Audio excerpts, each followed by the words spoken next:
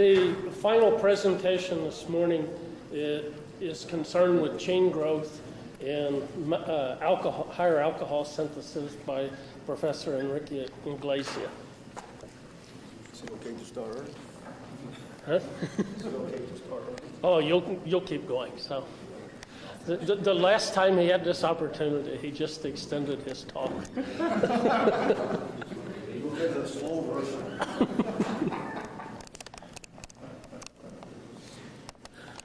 Okay.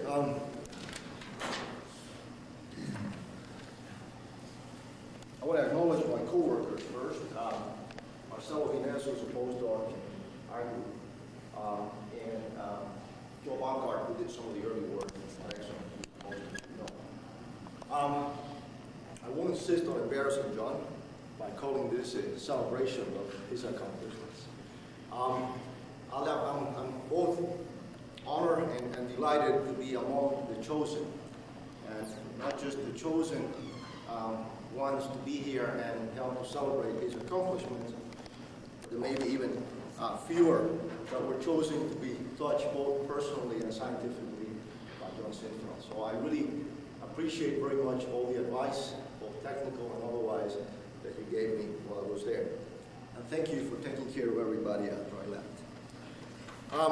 I'd also like to acknowledge two undergraduates that have began to do work in this area. One of them is now at MIT, and the other one decided to join our group as a graduate student and is now working with us. The subject of my talk is going to have to do with reactions that are going to share in common the fact that they're going to make a carbon-carbon bond. They're going to make it on two totally different kinds of materials. One is an acidic solid, and the other one is a basic oxide. I will sort of excuse myself, not talk too much about the background, by just saying that the reactions are important, and that the materials that were chosen because they are particularly good at doing these important reactions. And that therefore, what I want to really find out is whether there is any connection between the two. The answer is no, there is not going to be a connection between the two. I hope at the end of the talk, however, you will consider what you have learned here to be recyclable knowledge, as we heard earlier today. I wanted to point out that for special occasions, one actually performs songs for the first time, right? And one does it with a great deal of fear of failure. This talk I have never given before, so all I can say is that even if you don't find the knowledge recyclable, at least the talk is not recycled. It's a brand new talk.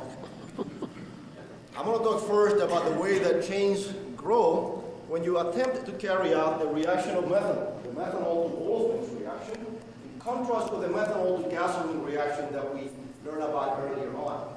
What we're going to do is we're going to carry out this reaction in a very high silicon content CSN5, which favors the formation of light olefins.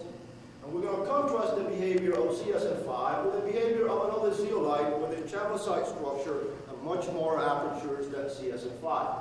And the first thing that we note is something that others have already noted, at least for CSN5, is that when one looks at the turnovers per aluminum site as a function of contact time, either in a batch recirculating reactor or in a flow reactor, where residence time will be used, there appears to be this induction period. The reaction appears to accelerate as time goes on.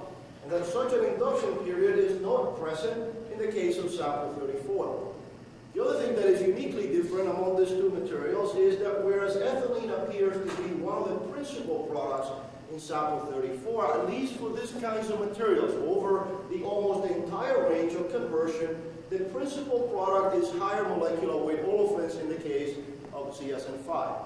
I point, however, to this region out here are the very low conversion levels, where most people have not really studied the reaction because it's very difficult to catch this before it takes off. And I point out that at those low contact times, or low methanol DME conversions, there's actually quite a different behavior. This has created confusion to no end in the literature about whether ethylene is the primary product or ethylene is a secondary product. And I'm going to show you that the reason for this shift and the reason for that mechanism, for that induction period, is that there is a shift in the mechanism by which this reaction takes place as we begin to build a concentration of olefins in this system.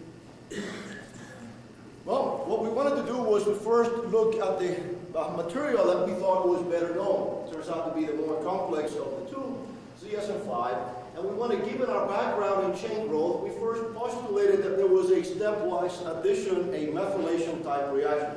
I think there's a lot of controversy as to whether that reaction is a carbene addition or an oxonium ion type intermediate, but nonetheless, I think it's accepted that the reaction takes place by a C1 addition to a growing chain. And then I'd like to consider two possible termination steps. One is the trivial desorption of an olefin, the deprotonation of an olefin, to give you now as primary products a distribution that to some extent is going to follow a Flory type distribution because it's a C1 addition followed by direct desorption. And when I do that, and I attempted to now do an experiment to show that, what I will do is I will bring propylene into the system and I will distinguish it from methanol by putting a carbon-13 label in the methanol. And if this is the mechanism by which this happens, what I should find is that when I reintroduce the carbon-12 propylene, the main product that comes out of the C4 step is going to be one that either has one carbon-13 because it was added to it, or it contains 4 carbon-13s because it was formed directly from methanol. On the other hand, this seems to me to be an extremely painful process because every time that you desorb a species from the surface, you need to begin all over again. You need to initiate the chain all over again. Instead, what a molecule may decide to do, provided that the carbocations on the surface are large enough, is rather than doing a chain termination, which is what this is, to do a chain transfer. This is how free radical reactions take place because it's so difficult to initiate the reaction. So is it possible to reuse the carbocations and still get the olefins out of this reaction system? And the answer is perhaps. And the way that it would do it was after the formation of a large enough carbocation, there is a way of actually extracting the olefin while retaining behind the carbocation by doing the well-known beta-scission reaction. And it turns out that if indeed you go up in molecular weight and then come back, because of the rapid isomerization that takes place in those carbocations, you will then end up in the primary butene products with what looks like a statistical distribution of carbon-13. A very simple experiment with a sort of simple answer.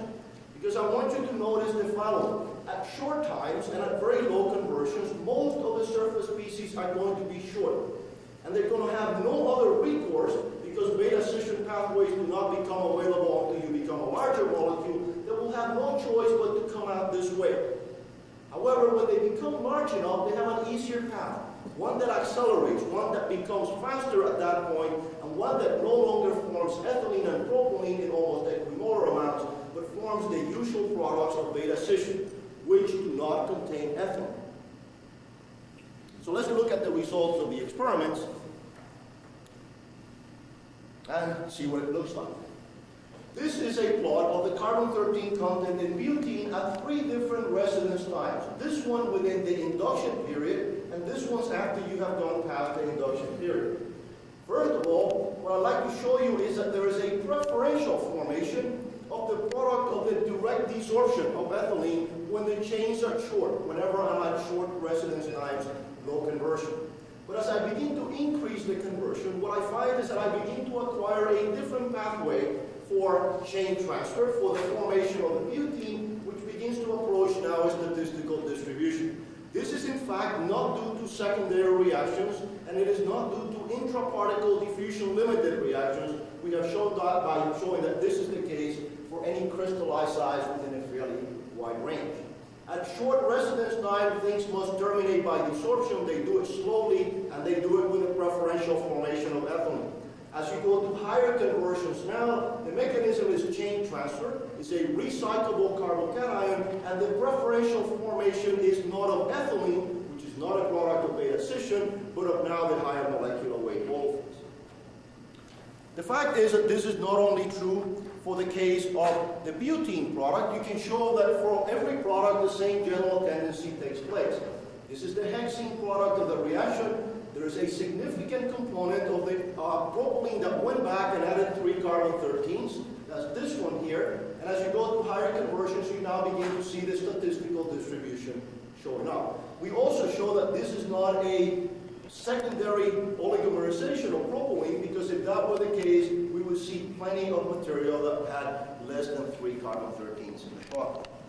If this is the mechanism, we can explain why ethylene is not formed later, but is formed at the beginning. We can also explain why the reaction is slow at the beginning, but then accelerates. And then we need to answer one more question.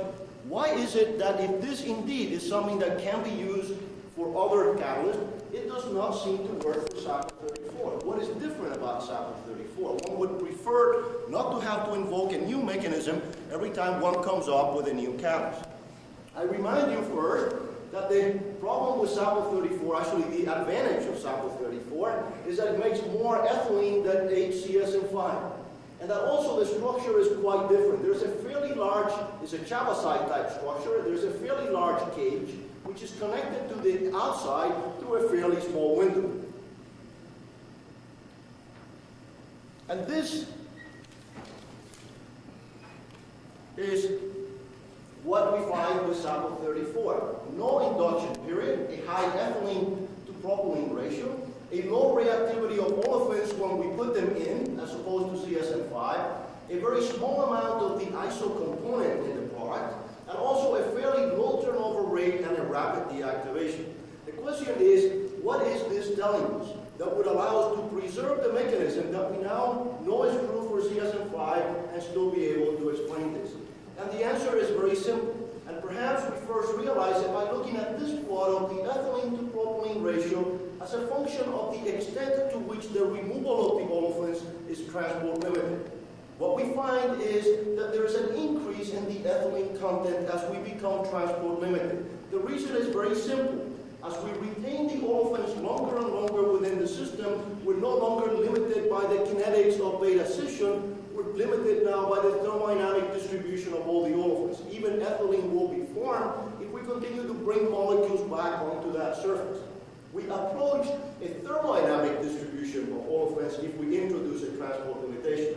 Let's assume that we have a transport limitation here. We know that is the case because the olefins don't get in very well, and because we don't make many of the more difficult to diffuse products. What is the conclusion then? Is that within these cages there is a thermodynamically equilibrated mixture of olefins from which we sieve rather selectively the lighter ones over the heavier ones. There is no induction period because chain growth is not the rate determining step. Diffusion is, and that does not have an induction period. There is low reactivity and so on, and the reason that we make so much ethylene is because we have a large content at thermodynamic equilibrium and because we sieve it selectively as they're exiting at that SAPL34. I think this is a fairly valiant attempt, in my view, to try to preserve a mechanism that should apply now for any acid-catalyzed reactions of methanol to a system for which it appeared to be unwise to apply.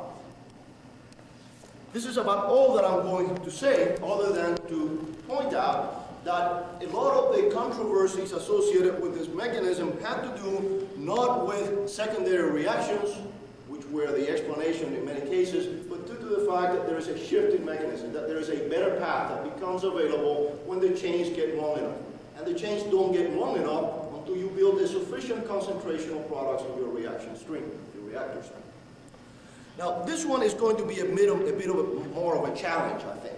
Okay? And the reason is the molecules are going to get more difficult to describe, and also basic chemistry is, for many of you, perhaps more alien than acid chemistry may be. As we begin with acid chemistry, let's begin in the case of basic chemistry with what we know from organic chemistry.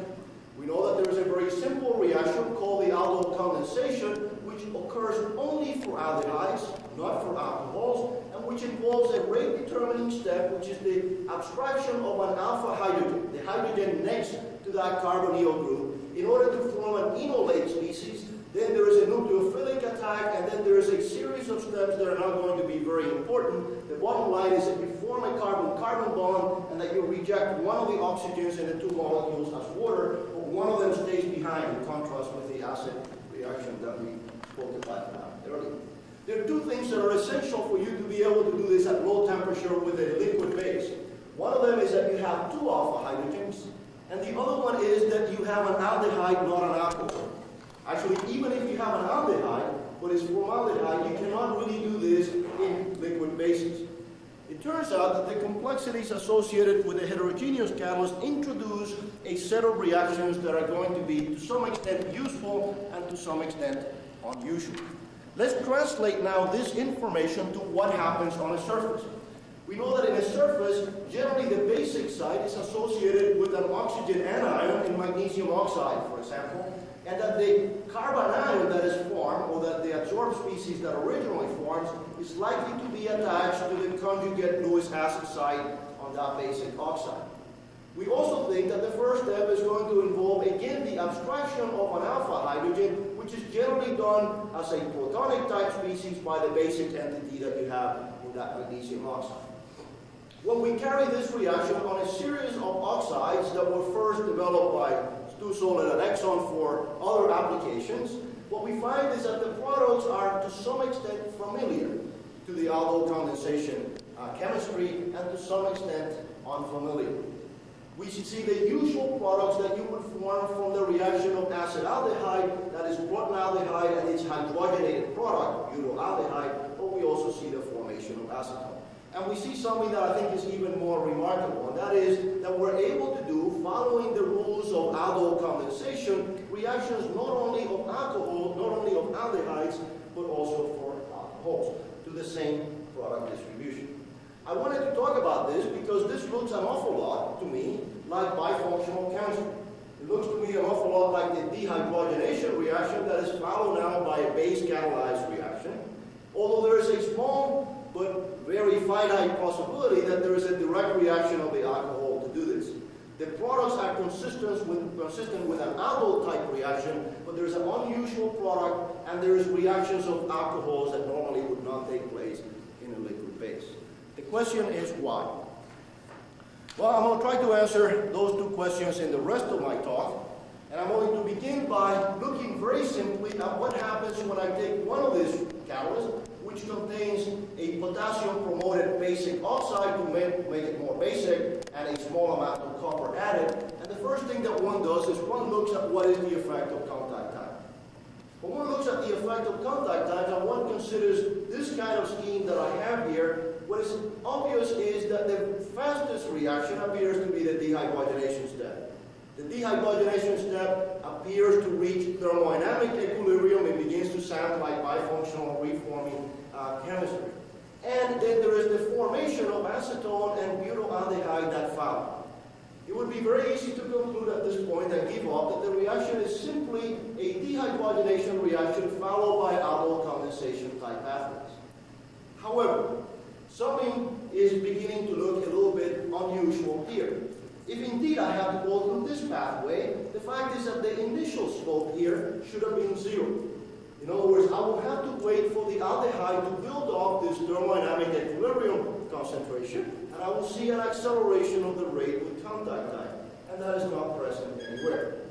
However, by looking at this data, by looking at some other things that I will not talk about, I can begin to see that there's something that will have to be very unique about this system in order to be able to give me acetone as one of the products. If I take the aldol intermediates that are normally formed in aldol condensation reactions and I do the normal dehydration reaction, what I generally do is I form butylaldehyde. However, if I do something that is known to happen very rapidly, and that is the keto-enol type isomerization, it's an intramolecular hydrogen transfer that actually takes place here, and then I do what I'm going to call a retroaldol condensation. In other words, I'm going to go backwards. When I go backwards from this species, I now break the bond here, and the product now is a carbonyl compound, is acetone and formaldehyde.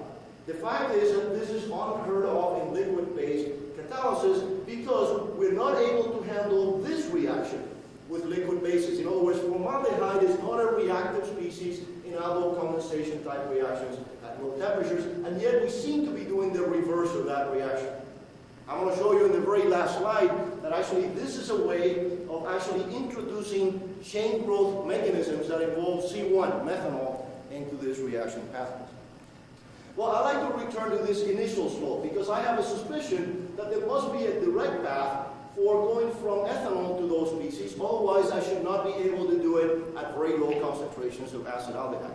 And by the way, this thermodynamic equilibrium concentration of acetaldehyde is going to be reached on every sample. I'm going to change something about this catalyst later on, and I just want to remind you that this concentration is not going to change, but the reaction rate is going to change.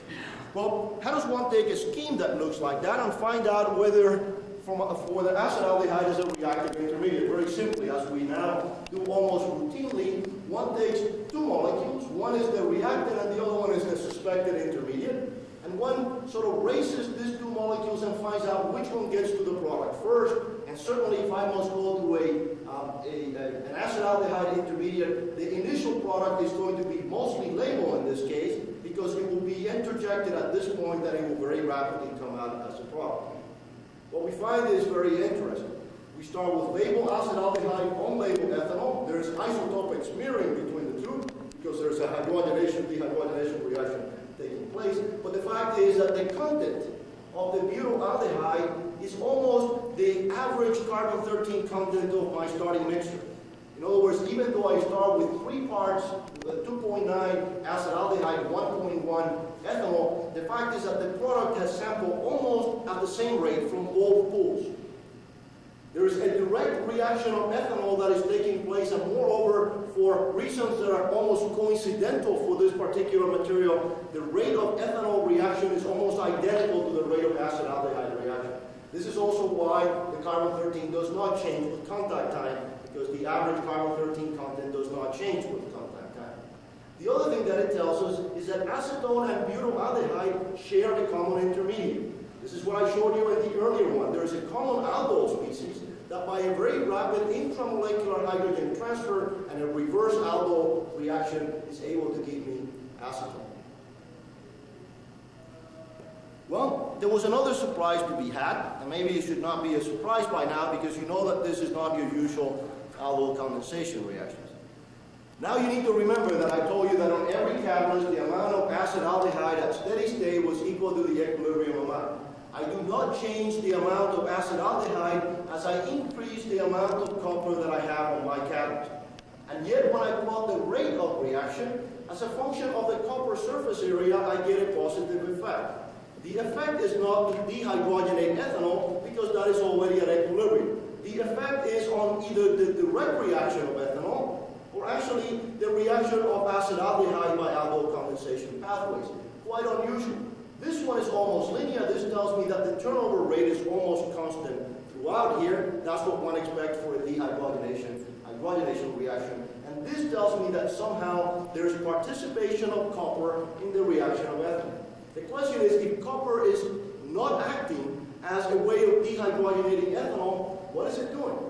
The direct reaction of ethanol must involve its activation on a basic site, and the knowledge from that basic site that there's a copper site nearby in order to do whatever it needs to do the aldol condensation reaction.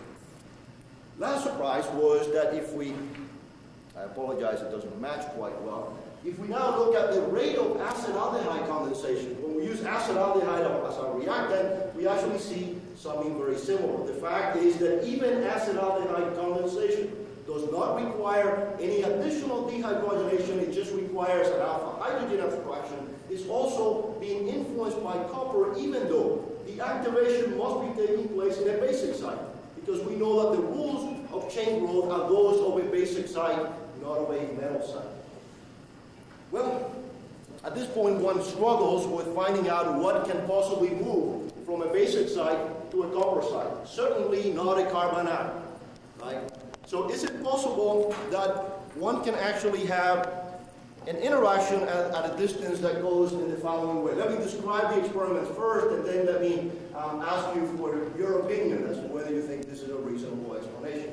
What we're going to do is we're going to carry out the reaction between ethanol and deuterium at the same time as the base catalyzed condensation, or now the bifunctional condensation reaction, is taking place. And what we expect is the following. If ethanol comes to the surface on a basic site, and it actually begins to dehydrogenate, one must do something with the hydrogen that is forming that dehydrogenation reaction. And there are several choices. One of them is you go back where you came from, but that is a reversible formation of ethanol that does not lead to any significant increase in the rate of the reaction. The other one is that one of these hydrogens somehow communicates with the copper side, and that the copper side actually is used to eliminate the hydrogen that is formed in that reaction. And if that were to be the case, I ought to be able to enhance the rate of communication between D2 and the gas phase and that surface hydrogen pool that I have in there by putting copper in the system. And what one finds is that indeed, there is an increase in the rate of exchange, or the rate of appearance of deuterium in ethanol when I increase the amount of copper. And these are very initial rates, so we don't have to worry about the isotopic smearing that comes about from the reversible hydrogenation, dehydrogenation reaction. Let's go back to what I propose to be a reasonable intermediate for this base catalyzed condensation reaction.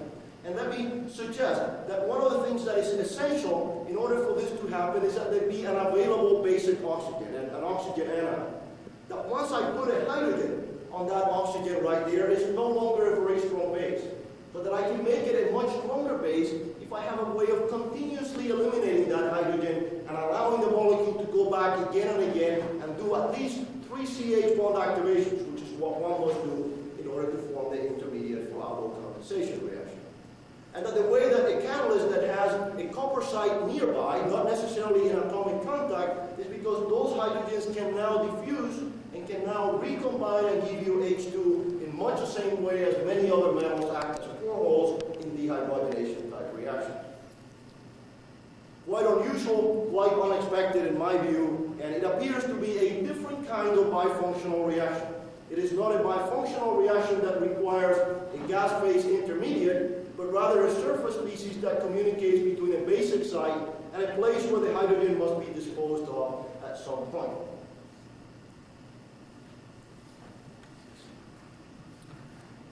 For those of you that are familiar with our work in ZSM5 promoted by cations, given that Professor Anderson is sitting in the back, this is not very dissimilar from the way that propane is activated on those materials, where it seems to be activated by things that are unrelated to the cation, but the cation is used in order to remove the hydrogen that must be removed for that reaction to take place.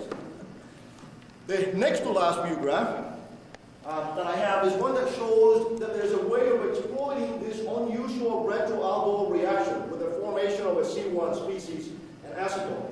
And that is that if I'm able to do the reverse aldol and form a C1 species, I have to be able to now go forward and take a C1 species and add it to an alcohol and get effectively now a C1 growth of an alcohol to give me a higher molecular weight material.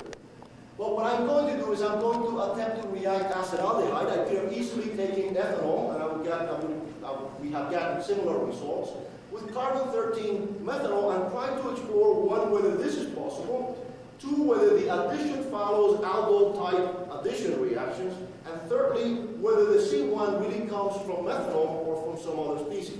And in order to make my life simpler, I'm going to mark the methanol in order to be able to track it. I begin with this picture, and the first thing that I note is that the ethanol that I make does not contain any carbon-13. That means that there is no addition of a C1 to a C1. That does not take place. You have to have at least one of the molecules having the 2 alpha hydrogens. And in this case, it's going to be the ethanol. Ethanol does not have it. The other thing that I note is that there is a hydrogenation of acetaldehyde, of course, because there is hydrogen that is produced in this parasitic reaction that does not contribute to the products that I want. And this ethanol is actually totally on label because it came from acetaldehyde. What is interesting when I look now at the C1 addition pathways is that there is significant selectivity to propionaldehyde, which is the aldol coupling product of a C1 species with acetaldehyde. And that it contains predominantly 1 carbon-13 in this position, which is exactly where I expected it to be. And then when I attempt to add another C1 to that species, I find out that I added at this position, and that the branch alcohol product, aldehyde product, isobutyraldehyde, is exactly the expected product of aldol condensation. It is not the normal butyraldehyde. And the fact is that this material contains predominantly 2 carbon-13s. Notice that I cannot form from this route butyraldehyde, but I can do it by condensation of acetaldehyde. And indeed, when I look at the butyraldehyde is mostly unlabeled. It came by an aldol-type reaction, but now of the self-condensation reaction of acetaldehyde. And lastly, I point out that aldol condensation pathways do not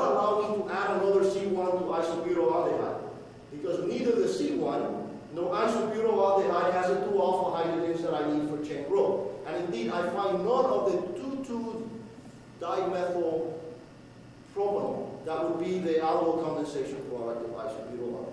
Everything that we learned in organic chemistry applies here, but there's some surprises. There's reactions of alcohols without needing to go directly to an aldehyde, and there are reactions of C1 oxygenates that normally do not take place in liquid phase basic catalysis. By the way, the contamination that you see here is due to the fact that there are these retroaldol reactions that are going on all along that now we can characterize quite well, but which will confuse the issue if you were not using a labeled species in order to track what is going on. Let me conclude where I started, with 2 kinds of chain growth reactions that are quite different in both the mechanism and the products that one actually forms. In this case, the oxygen is removed totally as water as part of the condensation reaction. Here, one of the oxygens is retained in the structure and gives you an oxygenate with a very unique structure, which is that for base catalyzed reaction. It turns out that over most of the useful conversion range in these kinds of materials, we form the products not by the usual chain termination, but actually by this chain transfer mechanism, where you take the easy way out, and you actually desorb not by destroying your carbocation, but by keeping your carbocation and getting your product too. And the way you do that is by beta scission of large carbocations. And finally, that both thermodynamics and the diffusional constraints that will enforce thermodynamics inside a pore structure lead to the preferential formation of light olefins that would otherwise not be the usual products of acid-catalyzed chemistry, and that is how sample 34 manages to enforce this industrial requirement for a very high or a reasonable ethylene to propylene ratio in the product. Finally, this one, which I think is a lot less studied, the materials are quite good, but my point is that I believe that this mechanism is going to be quite general when we go to other basic oxides promoted by metal, is that yes, it is limited by an alpha hydrogen abstraction, but that alpha hydrogen abstraction requires not only a basic site, but it requires that you get rid of that hydrogen that you put in the basic site to finish the overall cycle that you need to finish to do aldol condensation. That there is a direct reaction of an alcohol on a basic site, but that is not very productive unless you assist it by some interaction at a fairly significant distance of those copper sites that remove the hydrogen. And finally, that one can find and possibly exploit the fact that C1 species which are derived from an alcohol will not only give you chain growth by aldol coupling, but they will stop growing at isobutylaldehyde. In other words, here's a chain growth mechanism which actually enforces an end to chain growth, because there is no way to go by C1 addition beyond isobutylaldehyde. Well, I want to thank you all for remaining alert at this time. John, for being here. Then we wouldn't have done it without you. I promise you that I will not be moving on unless you were here. And again, to thank you for all the good years at CR. I hope that the many to come will be as enjoyable for you. Thanks.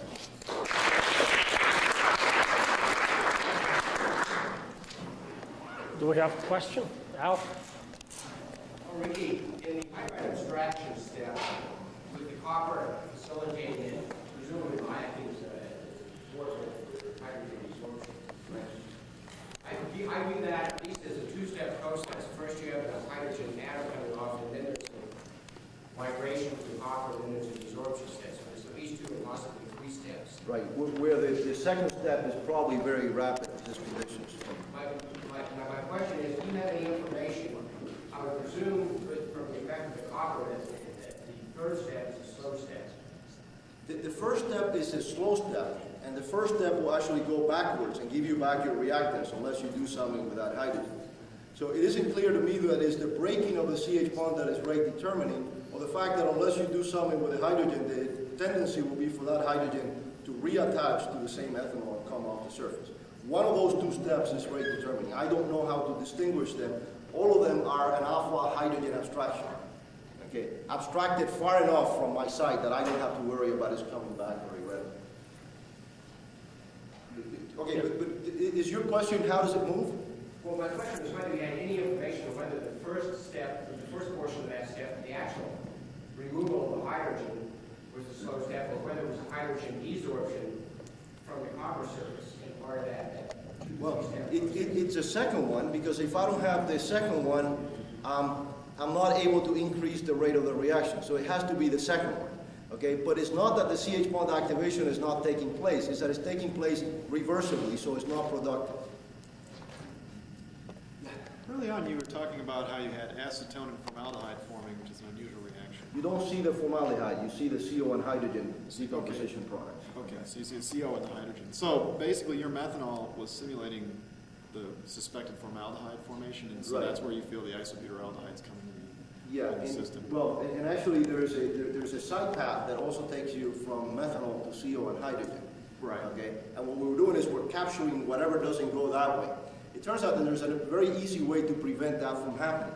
You put hydrogen and CO in the system so that thermodynamically you cannot decompose methanol, and then you can actually use the methanol only productively and not to make CO and hydrogen. But yeah, we were wasting a lot of it to CO and hydrogen.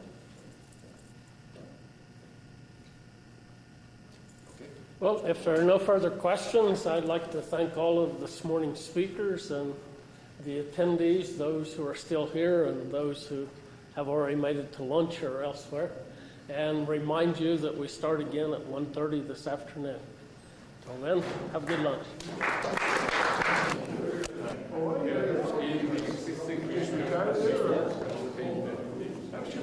I'd like to invite people to take their seats if they would. Get started.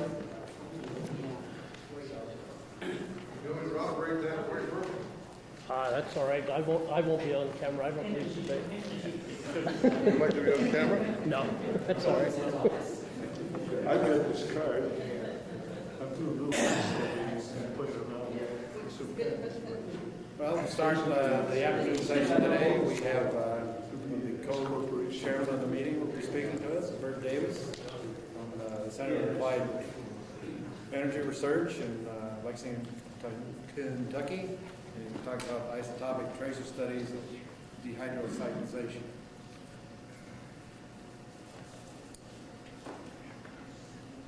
Well, my entry into dehydrocyclization was over whether the direct cyclization and how it occurs. I'll just say that using tracers and unlabeled compounds, we come to the conclusion it forms a direct six-member ring, which was in disagreement with Professor Pines at that time. And I don't know how many people have found themselves in disagreement with Professor Pines, but he is a formidable person to disagree with. But eventually we settled it then. At least except for one catalyst, he conceded it does go direct. The other possibility is indirect, where you have metal plus the acid and form the aromatic that way. What I'm going to describe will be initially about the direct cyclization. One of my early contacts with the name Sinfelt was with this publication, and he was using a bifunctional platinum alumina catalyst and put the mechanism for cyclization of this. It wasn't a prominent part of the paper, but it's one of the many pathways that we have for cyclization. This, though, remember, is for bicyclic. And initially, I'm going to be talking about the monofunctional. Now, something that was mentioned, Langmuir Henshelwood, this represents the naphthene with the surface for competitive conversion, an intermediate, which then goes to the product. If this were cyclohexane, it would be benzene. If we have a paraffin, normal octane forms a surface intermediate, goes on the product, in this case, ethylbenzene orthoxylate. The surface coverage could be written for each of these, assuming Langmuir-Henshelwood kinetics and mechanism. Now, if we do this for reversible absorption and have the conditions where the two partial pressures are the same and equal absorption constants, then it comes down to the expected result that the relative rate of the naphthene to the paraffin is just the same as if you measured them individually. On the other hand, And this was the surprise, at least to me, something I found immobile, but which I don't think anyone believed or paid any attention to, or both. If we have irreversible adsorption and we have equal concentration, then with irreversible, the ratio comes down to the rate of absorption. And if that rate of absorption is equal, then the relative rate is 1:1. 1 naphthalene per 1 alkane. And we ran this with unlabeled compounds and obtained results that were consistent with that. This is at 400 degrees, and now the naphthalene, in this case cyclohexane, is converted much more rapidly than normal octane. And this is probably a minimum value since we couldn't pump it fast enough to get accurate measure. But when we go to 482, where naphthalene reforming takes place, we find the ratio is roughly 1:1, which is consistent with irreversible adsorption or desorption being rate limited. Now, it took 20 years or so to get around to trying to resolve which that is, and we do this with an isotope effect. This is just for hydrogen deuterium, but the same thing for carbon hydrogen. The activation energy when you have deuterium, because the lower ground state, is going to be higher. So if adsorption is the rate limiting step, then we should find a kinetic isotope effect. And if it's irreversible, we should not get hydrogen deuterium exchange in the reactant. At 482, if we just take the simple expression for carbon hydrogen versus carbon deuterium, we should get an isotope effect of about 2.3. Just to show that we do get exchange at 300 degrees, we're passing deuterium and the mixture over the catalyst. We get exchange, and so at low temperature, adsorption, in agreement with our conversion data, is reversible, and we do get exchange. Now, we would like to run this at 482 with platinum on alumina, but no surprise to Keith Hall, at least. We find we can't do it because alumina is a very good catalyst for hydrogen deuterium exchange at even lower temperature than that. And in fact, it's as good or better than platinum on alumina at 482. So we had to abandon using platinum on alumina, and we went to platinum on silicon. And what this shows is data for the conversion of D0 versus D18 normal octane. And we see that the D18 converts more slowly than D0. We do get an isotope effect that's as large, and in fact slightly larger than what we would expect if there is breaking carbon, hydrogen, carbon deuterium in the rate limiting step.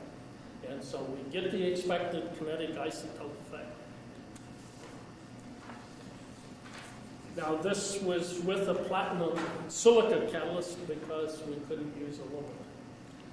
The other part of irreversible adsorption is that we should not get exchange even at 482 in the reactant.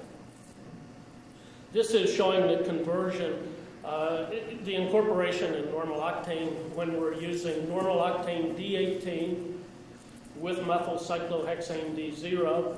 And we see there is slight amount of exchange, but by and large, the normal octane that we put in, what comes through unconverted, is still D18. If we look the other half, methyl cyclohexane D14, normal octane D0, and look at normal octane, predominantly D0.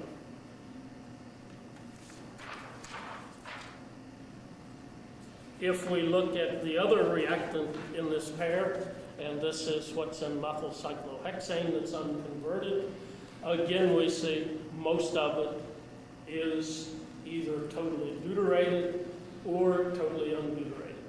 And the exchange that does occur is consistent with it being one at a time. But this is not the case for the products.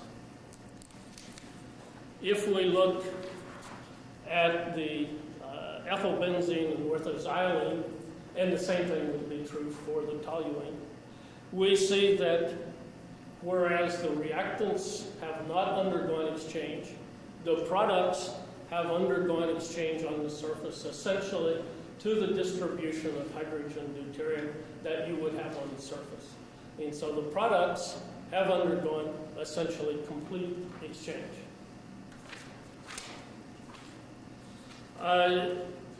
This is a summary of some data, again, just to try to convince you, even with the platinum at the lower temperature, and this is at 300, where we're using D2, and this should be NC8 and methylcyclohexane. That at the lower temperature, the distribution is what you would expect almost for absorption on the surface, essentially equilibrate to roughly what the hydrogen deuterium is on the surface and desorb. So at 300 degrees, we get the expected result. If we look at the mixture D0, D14, and methylcyclohexane, again, most of the product is what is consistent with no exchange in the reactant. 482 versus 300. Same thing if we put the deuterium in the other, so that we get very little exchange in the reactant that remains unconverted. If we calculate the deuterium isotope effect for converting the mixtures, if we have D0 methylcyclohexane, D18, isotope effect is 4. Both of them D0, the ratio is 1.2, as I showed earlier. This should be just a reciprocal of that, is slightly larger, but still an appreciable isotope effect. And in fact, if we have a problem, it's to explain why we get one that is larger than what we would expect. And so the deuterium exchange data is consistent with adsorption being irreversible and adsorption being rate limiting step. Now remember, this is at atmospheric pressure. In order to tell whether the reactant, once it gets on the surface, that determines what the product is, I thought maybe there'd be an organic chemist in the audience, and so to put up some organic chemistry, but don't worry about it. If we're all catalyst people, that don't worry about this. But we synthesized an octane that is labeled in the 2 and the 7 position with deuterium, and specifically labeled. Now, the rest of them then are hydrogen. If we look at the cyclization of deuterium that we have synthesized, the 2 pathways leading to ethylbenzene do not involve the breaking of carbon-deuterium bonds. However, you can't make orthoxylene unless you break carbon-deuterium bonds. So if the initial adsorption step uniquely determines what the product is, we would say that the ratio of 1-to-1 that we get with normal octane over this catalyst, we get roughly equal amount of ethylbenzene and orthoxylene. When we change this, we have an isotope effect of roughly 4.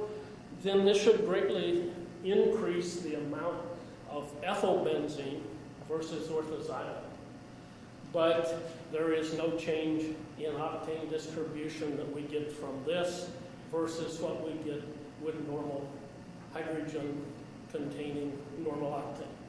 So that the initial absorption is rate limited, but isomerization of the adsorbed species is fast compared with forming the cyclic.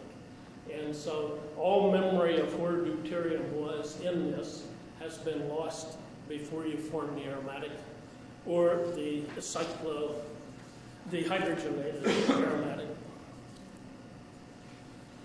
We went further. Olefins are always present at atmospheric pressure, and so if only absorption occurs by breaking carbon-hydrogen bond, then the ratio of the olefin to the alkane should be 1.2 approximately. On the other hand, you could say, well, the double bond provides an alternative pathway for absorption. And so if we run 1 octene and normal octane, one of them labeled, the other one not, we find that the olefin is essentially completely converted. And so presumably the olefin will absorb through the double bond as an alternative pathway and do so much easier, so that the olefin will go on to the alkane. But if we look, we do not see evidence of the olefin desorbing as the alkane. We've done this where we run normal octane with 1 octene. We've run normal octane with 1 heptene. And the results are consistent that even if we absorb the olefin with this double bond, it does not then add hydrogen to the point where it can desorb as the alkane.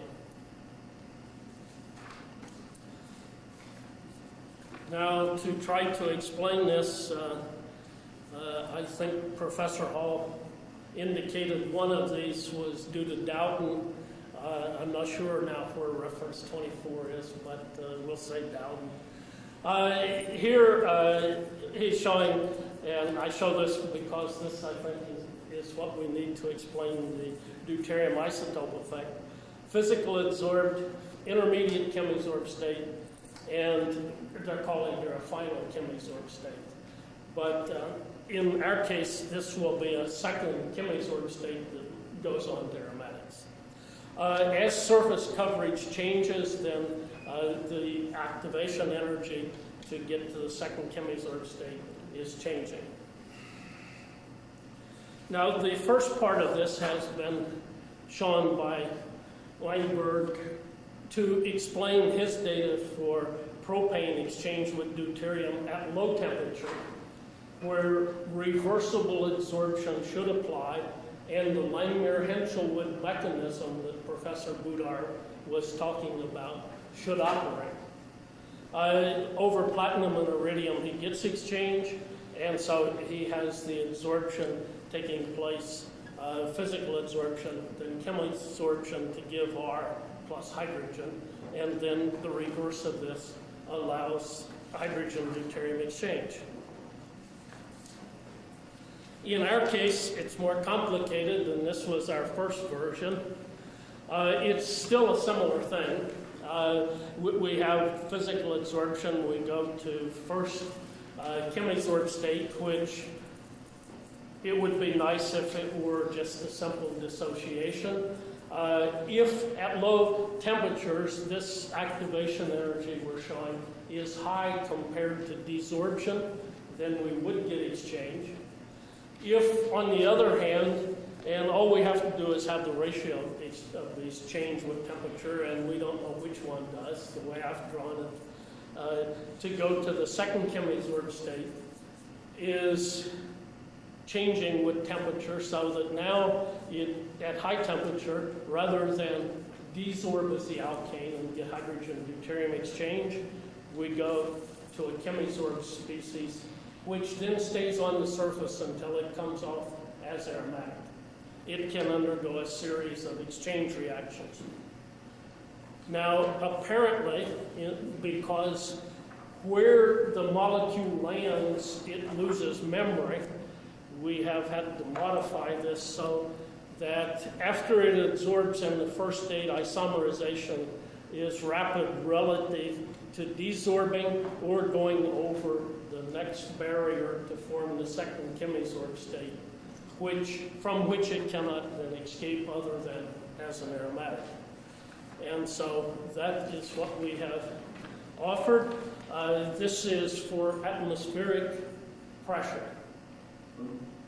If we go to the real state, it seems that it changes, because if we go to the high hydrogen pressure, again, you get exchange. And again, you go away from irreversible adsorption.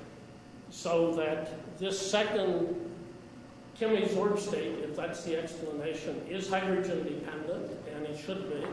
And so if you go sufficiently high hydrogen pressure, then the amount that goes over is small, and so now the naphthene converts as though it were reversible adsorption.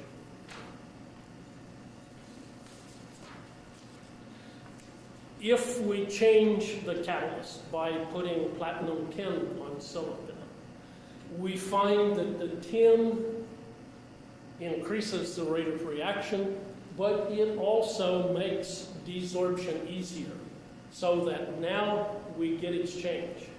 Here we're starting out with a mixture of D18 and H18. We see that the deuterium converts more slowly on platinum tin, but now instead of just coming down to 0, we see that we are getting exchange in the unconverted product. And so adding tin to platinum at atmospheric pressure conditions permits the alkene to desorb at a faster rate than it will from platinum alone. And so the tin is modifying the adsorption strength of normal octane on platinum versus on platinum tin at atmospheric pressure.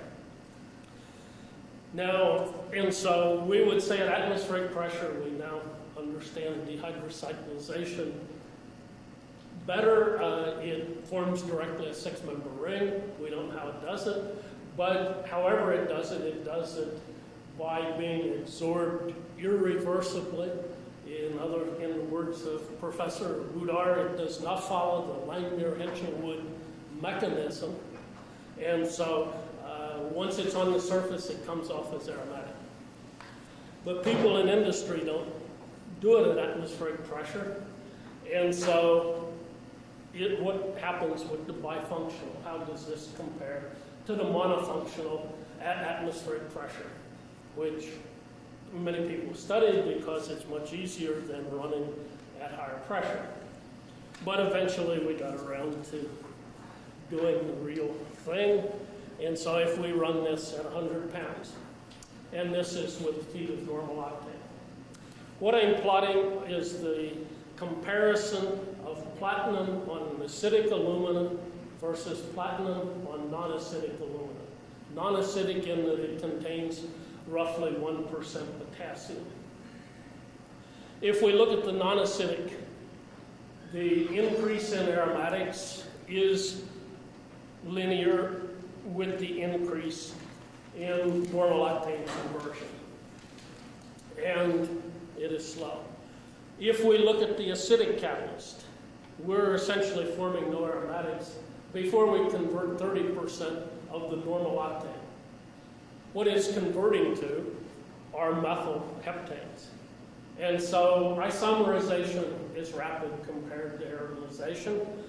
But if we were now to take this aromatic production and move it over to 0, so instead of converting normal octane, we're converting all of the C8 alkanes, we see that aromatics are formed much faster through the bicyclic pathway than through the monofunctional metal pathway.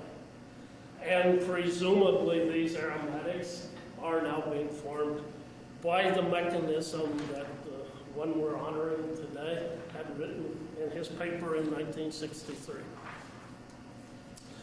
In fact, if we just take the slope, we would say that the bifunctional pathway to aromatics is at least 30 times faster than the direct cyclization over platinum.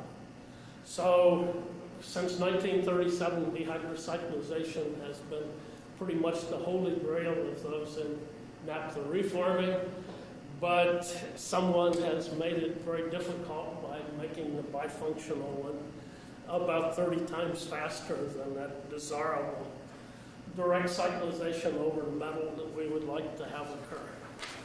And so, well, we've shown not Langmuir-Henschelwood mechanism for direct cyclization. We've also shown that these people at UOP and elsewhere knew what they were doing when they did it bifunctional.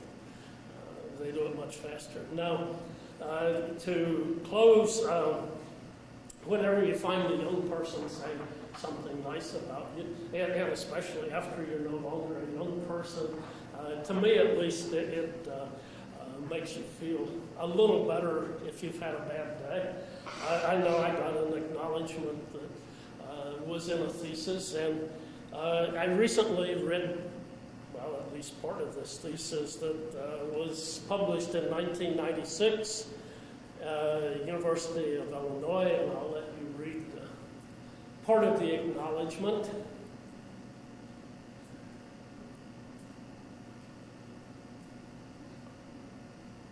And so I couldn't say it any better than this young person has said it to, has spent a lot of time with you. Appreciate it. Thank you.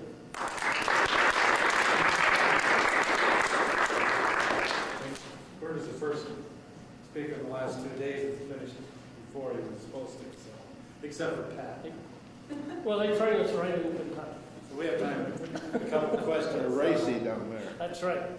The last one goes to the soap factory, so we try to be first.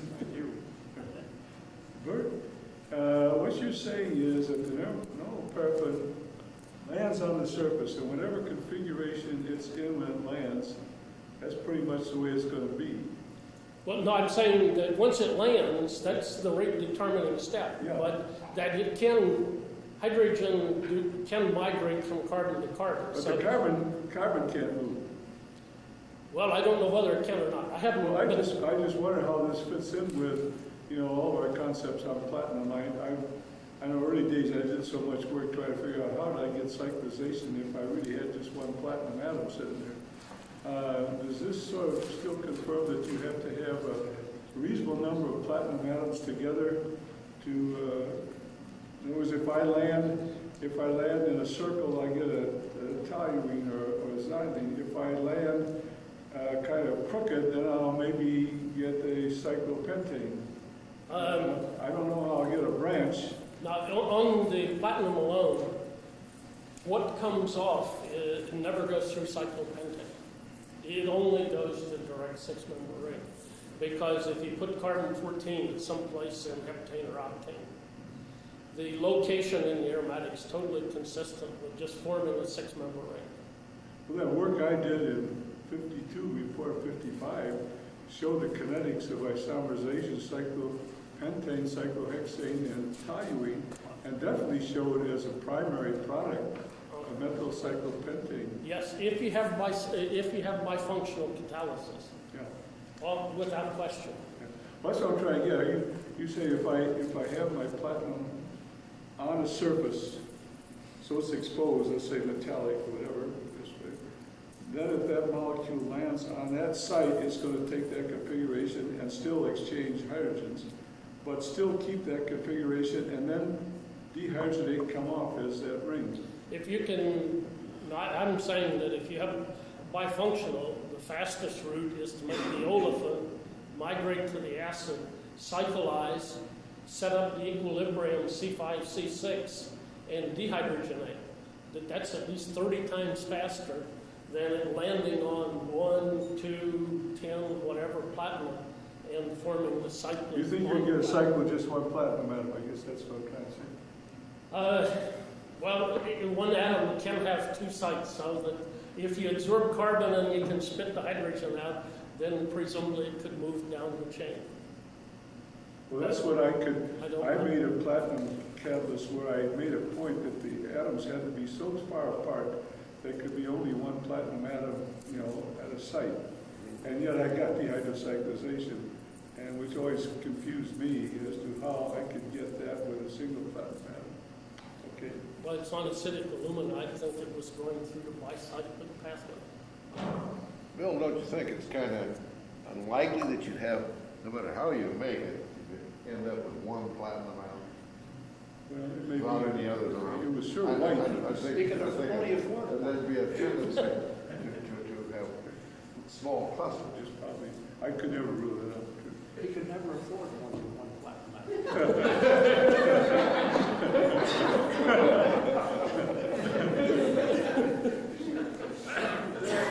There is, though, as we talked briefly about yesterday, there's catalyst system that's come along in the last few years that is essentially a model function catalyst. It's not the same. This is the KM. And this catalyst for the lower paraphrase, C6 and C7, are approaching tenfold more active rate basis than the conventional bifunctional catalyst. Well, we have two problems with that. One is that our deuterated compound contained enough sulfur that we couldn't run very long, or some other reason, or that we had a very bad platinum KL since we had to make our own. And it's probably a combination of the two. And so we could never really get definitive data on kinetic isotope effect running the mixture with platinum KL. Now, if Exxon's gone far enough that they could provide a sample like Mobil does for X-ray purposes or something, why, we would be happy to run a kinetic isotope effect there to see you run one. That's too expensive. Well, thanks, Bert. Got another question? Just a very quick question. You didn't say it on my list, but you have recyclization of platinum. Is that strong as Dr. says or not? And if it is, folks? Yes, it is, I think, but not for the cyclization. If you put more and more platinum and make larger and larger particles, you get to the point where hydrogenolysis ruins your. So instead of having just ethyl benzene, you make toluene, you make benzene, so that you can't really tell whether the cyclization does have any sensitivity, but you start getting side reactions before you can go to large enough particles, or at least we can.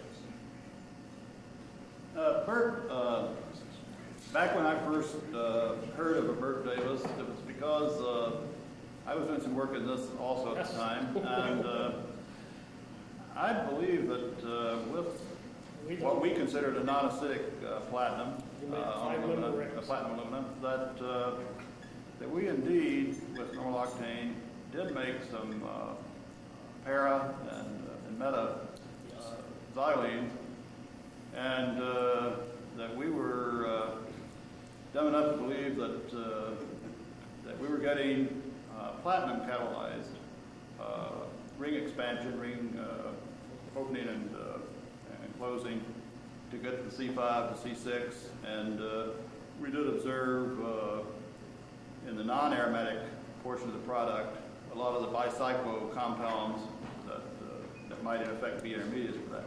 You didn't see any of the non-ethylbenzene, orthoxylene products? Well, there's always a small amount. If we have a good non-acidic platinum on alumina, 95% of the products will be ortho and... But 5% are yes. meta and para? Again, with carbon-14,